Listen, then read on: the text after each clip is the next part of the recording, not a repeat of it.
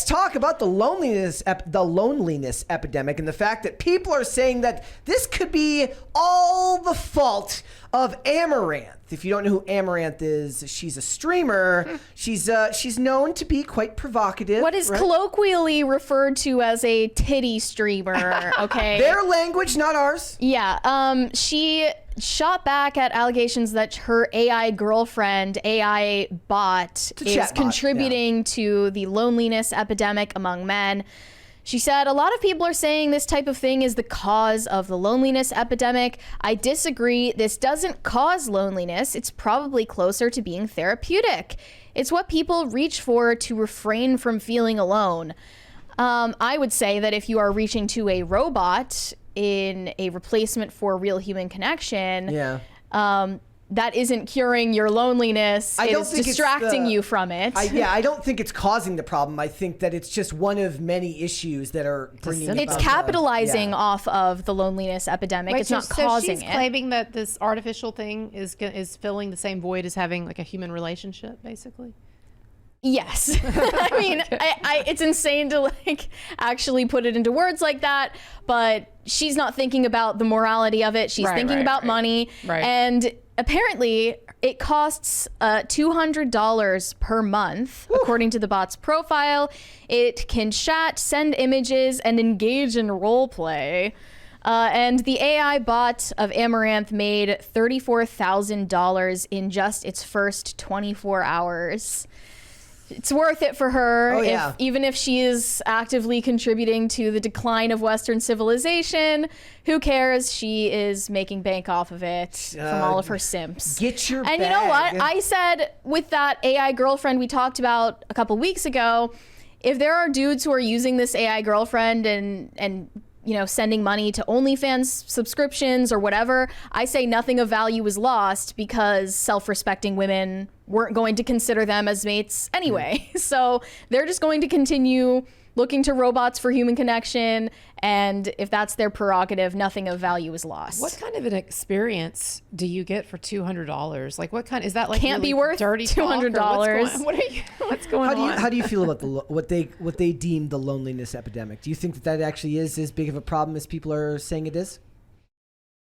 I haven't looked into any of the research or anything, excuse me, on that. But I mean, I would just assume with the proliferation of the expansion of technology in our lives that I think it would almost be a no-brainer that people they're less connected, lonelier. Which is sad. We are simultaneously more connected than we've ever been, but more lonely than we've ever been in a lot of ways. And I think that it's almost like your phone like builds this wall around you. It's basically a wall of information that turns you into a bit of an isolationist without even meaning to, right? There's no physical walls to bury as a barrier. There's nothing actually walling you off from other people. But, you know, you go to a party these days, if you do such a thing, now they're going to make fun of me because they say I'm bad at parties.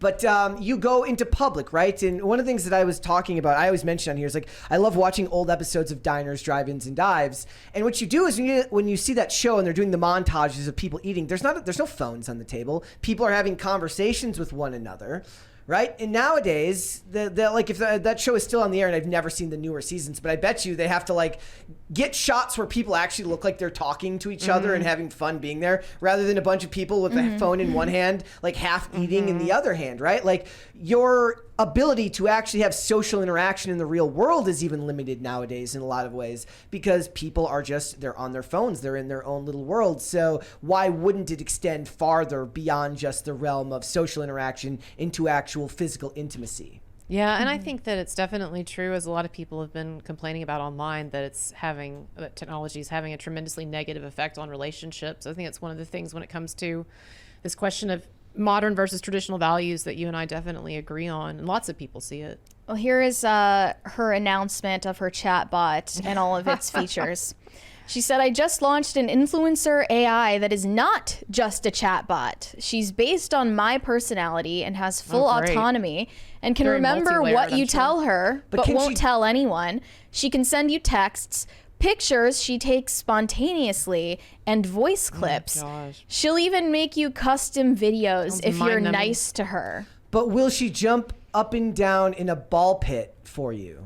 That's the real question. Well, it sort of stopped me when she said it's based on her personality. I mean, from what we've seen of her personality, I don't think there are many hidden depths there. So if this is going to be a copy of that, yeah, I don't know what you're getting for $200. It was so ridiculous when she tried to get all of her simps to donate more money with her sob story about having an abusive husband. Yeah. She said she left him or something? So No, she didn't even leave the guy. That's the crazy part is she just said, I'm in an abusive marriage and my abusive husband is forcing me to sexualize myself on the internet for money. And he then nothing happened after that. Everyone felt bad for her because she turned on the waterworks and then she seemingly hasn't left the guy and hasn't stopped doing OnlyFans and I wonder if she got a nice herself. pop of cash for that. You know what I said about the guilt thing earlier? Maybe she got a nice pop from that. She's doing the guilt trip on the audience. The other person here says it's not a problem until someone wants to take the parasocial relationship they've developed with the AI bot into the physical world because they're convinced the relationship is real. That's a real thing. Like, that's a real phenomenon between celebrities and people who believe that they actually have a relationship with that person. It's called erotomania. So I could absolutely, as we develop more like micro celebrities in the world, that's going to become more and more common. The problem starts long before that delusion. Oh, yeah. If you have a parasocial relationship with a titty streamer or anyone on the internet, that in and of itself is a problem that should be nipped in the bud. Yeah.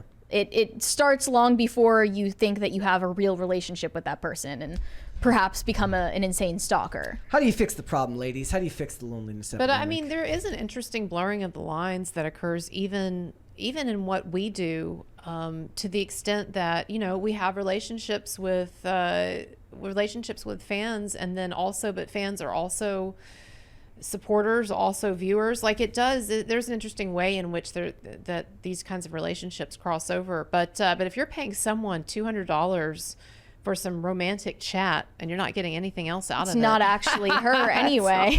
I know. It's a guy. It's programmed by a guy. It's like that movie Her, you know, Yeah. with Joaquin Phoenix. The messaging feature on OnlyFans is just you talking to some guy in Bangladesh who works in a call center. Like, you might as well just be gay. I don't even enjoy talking to Grok or Chat GPT, or like, people are always like, oh, Grok said this or whatever, and I'm like, I'm so bored with all of this. I don't care what Grok said. Yeah, I agree. I don't find it interesting Giving at all. Grok a name makes it easier to write articles. It's like Chat GPT said this, but if you say Grok said this, it somehow like anthropomorphizes it in a way. Right. Yeah. Like, now they need, like, remember the old Android logo, the little green, what was it, like an alien or whatever? Like, they need to give, does Grok have a physical manifestation? Is there a picture of Grok somewhere? I have no idea. Maybe it'll just be a deep fake of Elon. Like, so does this also mean that Amouranth gets to be mad at you too? Like, when you don't you don't get the right stuff at the grocery store, you pick up the wrong. It says she has full autonomy. So. What does that even mean? It doesn't mean anything, but people just don't understand how AI works. She could choose to not. That's to give them the illusion that she wants to be in a relationship with them. Oh, they said she has full autonomy, so she must want to talk to me.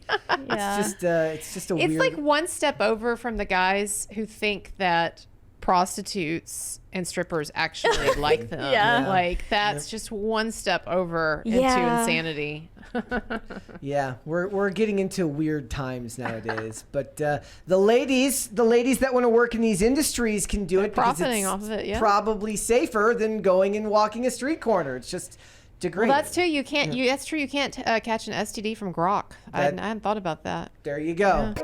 Thanks for watching. Listen to full episodes of Pop Culture Crisis on Spotify. Keep up with us on social media and make sure you subscribe and ring that bell so you never miss the show. Bye, guys.